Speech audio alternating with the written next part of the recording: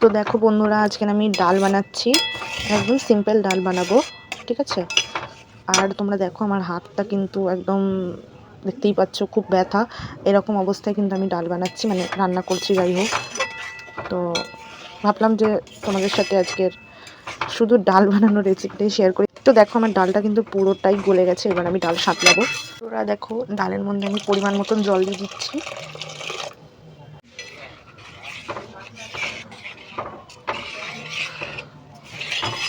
প্রথমে দিয়ে দিলাম তেল।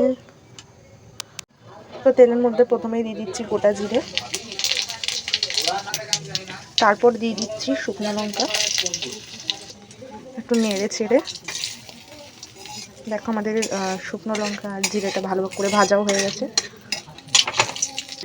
এবার দিয়ে দিচ্ছি ডাল।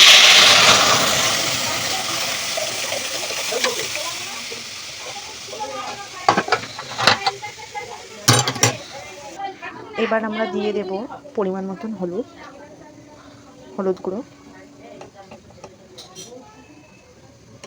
আর দিয়ে দেব পরিমাণ মতন নুন।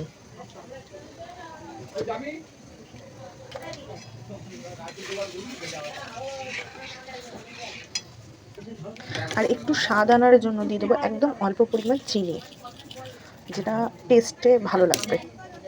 এবার ভালো করে নেড়ে চেড়ে এরপর একটু ফুটে উঠলেই আমি ডালটা নামিয়ে দেবো। দেখতে পাচ্ছ আমাদের ডাল কিন্তু কিছুক্ষণের মধ্যে রেডি হয়ে যাবে।